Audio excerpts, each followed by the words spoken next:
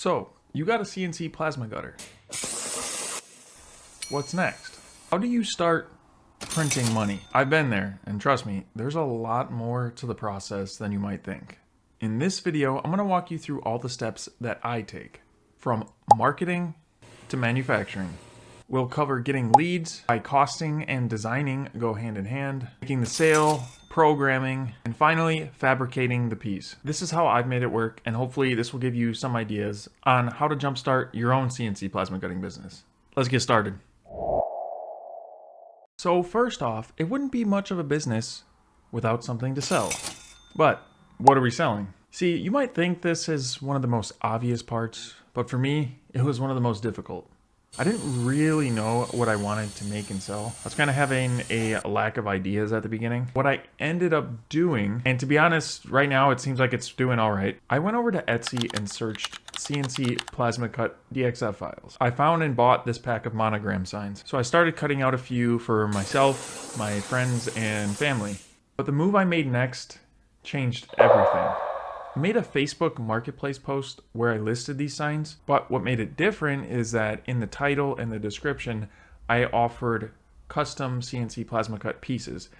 You know, Facebook marketplace doesn't really like you advertising services, so this is kind of a small workaround you can do. So I sold a few of those signs, just outright. But the majority of the requests that were coming in were for custom work, like this one. Do you see where I'm going with this yet? So this is essentially my marketing strategy. I will complete these custom offers and upon delivery, list the same exact item in another post. Since I already had the DXF files and the design made, my time was cut in half. And theoretically, I could sell these for a lot lower price than what the original customer paid. But since I already had it made, I figured I would just pocket the difference. This allows me to generate a catalog of products that I can pump out very quickly. And the best part is, I'm not even the one coming up with the ideas. All I have to do is tweak a few things, or nothing at all. Just make the post and see what happens. So now that I got their attention, what is the number one thing people ask about? How much does it cost? This is a super important step because if you get it wrong, you either don't get the sale or you don't charge enough. So let's continue with this example and break down how I cost these projects. So once I get the lead, I tend to ask the customer a few questions. One being, what size do you want it? And in what timeline do you need this by? 9 out of 10 times, they usually leave this up to me. But in the event that they need a piece that is larger than I can provide, I usually outsource that to a laser cutter guy. And all I do with that is just tack on my margin to the end of the price. If you've been following along, I've been doing that since day one, and that's actually how I got the business up and running. And same goes with the timeline. If they want it faster, I can do that, but it's going to be at an extra charge. So because I'm just starting out, when I quote the projects, I actually complete the design and programming upfront without the customer even signing off on the project.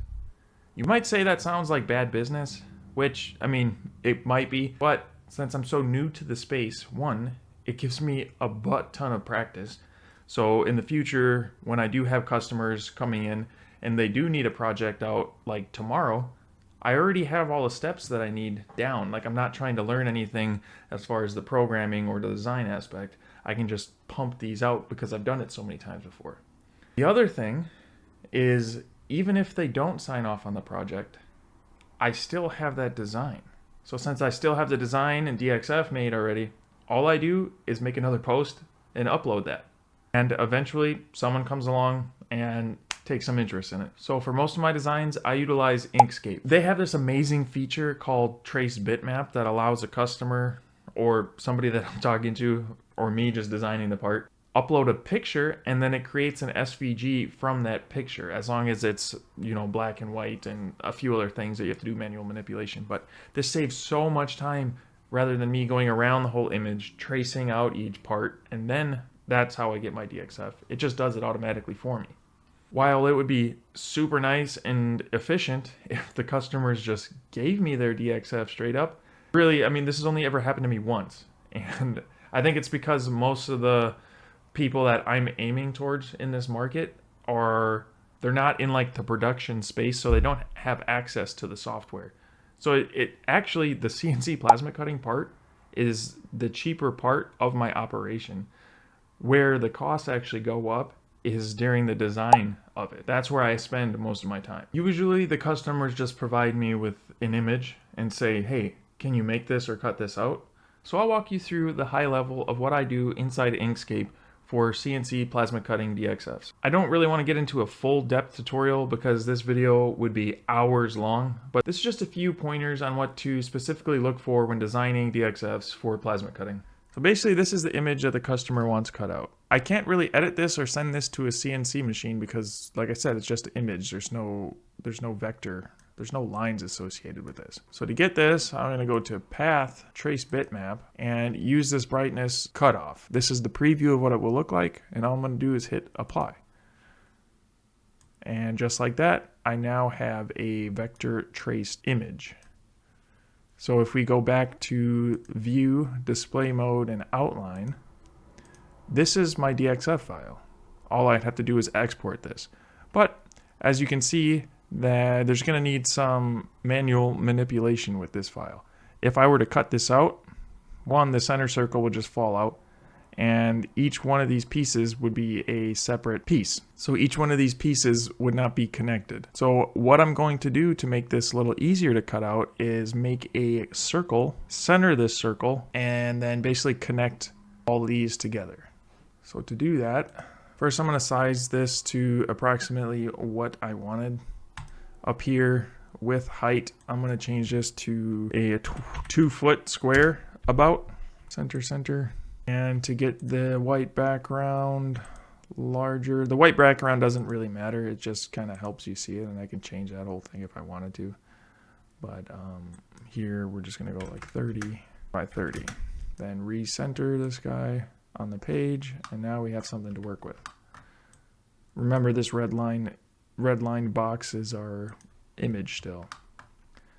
So here, to connect all the circles, I'm going to make another circle, size it approximately. Oh, I moved the wrong one. We're going to center this. And then basically I'm going to hold down Control and Shift and extend this circle until it overlaps all of the sun rays, so to speak. After that, we're going to hit Shift and left click both the circle we just made and the background image. Then go up to Path, Union, and just like that, we have everything combined. You did see it did end up deleting our inside circle, but that's no problem. We can just go ahead and make another one. And I am noticing now that it looks like the file manipulation clicks are not showing up on the Windows game recorder for some reason. So I apologize for that, but maybe I gotta go figure out something else for that. And now that we have both the circle and the major outline of the piece, we have to deal with these sun rays. So I really don't want to cut these out separately. So I'm going to go up and click the node tool and just manually click and drag until it overlaps another piece. And then you can guess we're just going to pretty much go up and hit Path Union again, and everything should automatically join together. And just like that, we have our final piece. So the last thing I'm going to do is just group all of these shapes together, and I'm going to go ahead and export this DXF. And again, I apologize you can't see this. I know this now during editing, but all you're going to do is go up to File, Save As, and select DXF and choose your specific file location. Once the design is done, my preferred CAM software is Sheetcam. A lot of people like to use Fusion 360, but I find Sheetcam to be a little easier to work with. Again, I'm not going through a full depth tutorial on how to use Sheetcam. I just need to pull a few numbers from here to get my costing data as accurate as possible. I was going to go a little bit more in depth with this, but again, it didn't show any of the other windows. So basically what I'm just going to skip to is the job report. That's where all the numbers are hiding that I need for my cost estimating. This is what you're going to see on the first page of the job report. And really, I don't utilize any other page except for the last one, so let's just skip to that. And the only two numbers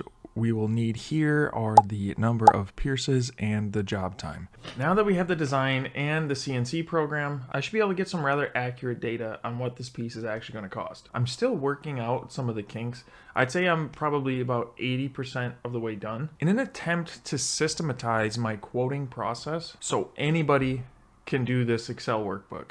There's a lot of fancy words in here, but what you need to know is that I can go through each sheet inside this workbook and enter in different variables. So for example, on this specific design, keep in mind you can manually manipulate the cost by just adjusting a few variables if you think the cost should be higher or lower. Once I have the estimated cost, I go back to the customer. But I don't give them the exact cost inside of the Excel sheet. What I do is first anchor them with that number. And what I mean by that is I say this is how much it should cost. But since I'm just starting out, I'm running this new promotion. Each new customer will get 2 projects at cost. 1 being their first project, 2 being when they refer a friend. What I mean by at cost is they're just paying for the material and consumables and stuff like that. I'm not making a profit on this. So with them previously seeing the higher number that I anchored at, they're much more likely to proceed with the project after I show them the at cost price. And generally speaking, this has worked out very well for me. I don't know what the exact numbers are, but I've made a handful of sales using this technique, and I've had a handful of referrals come back in. For me, I don't mind taking that initial loss in profit because, like I said, I'm still learning, and the more I can learn, the more I can benefit in the future. So with that reduced price, I make the call to action and ask the customer if they would like to proceed with the project. In this case, this guy said yes. So the only thing left to do was to get this thing fabricated.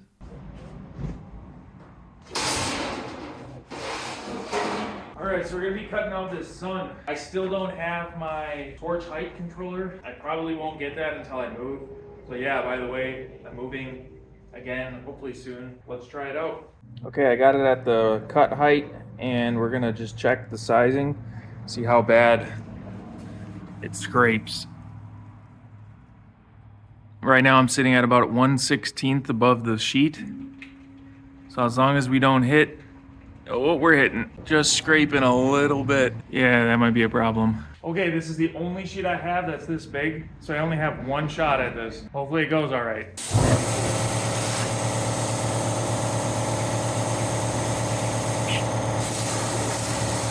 Okay, I'm gonna be honest with you guys, this did not go all right.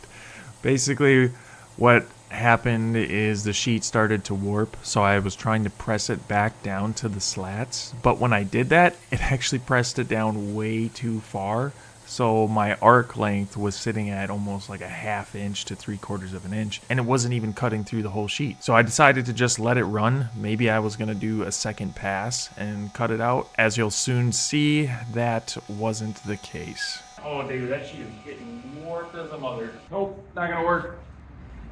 Damn it. And I'll show you why it's not gonna work. Because I didn't have any freaking water in the table. Look at that sheet. There is no way. Oh, maybe I can still salvage this. But that's gonna be really difficult to get all those parts out that didn't cut all the way through.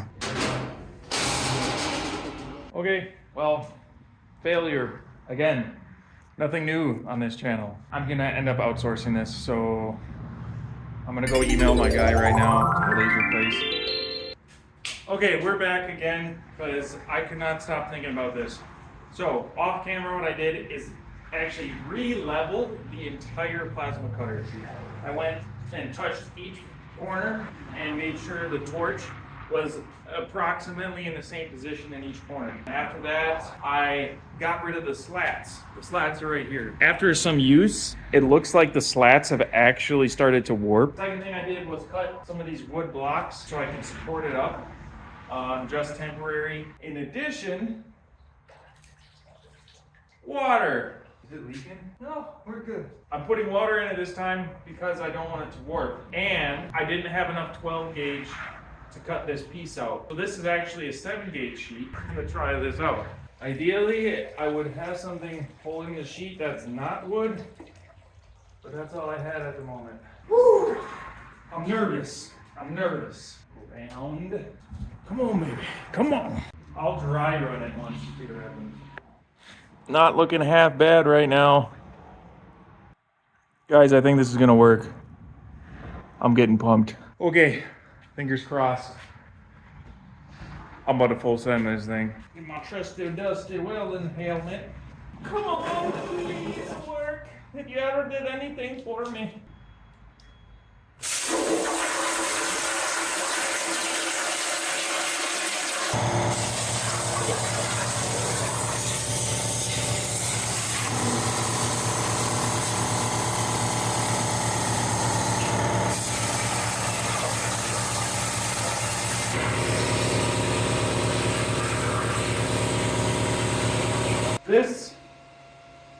This gets me pumped. Look at this thing. No warpage.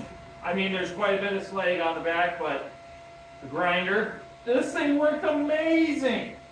All I needed was to put the water in there.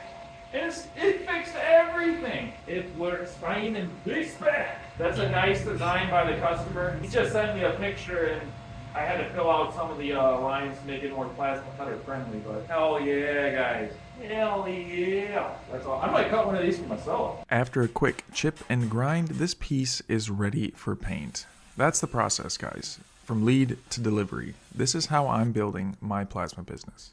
Thanks for watching. See you next time.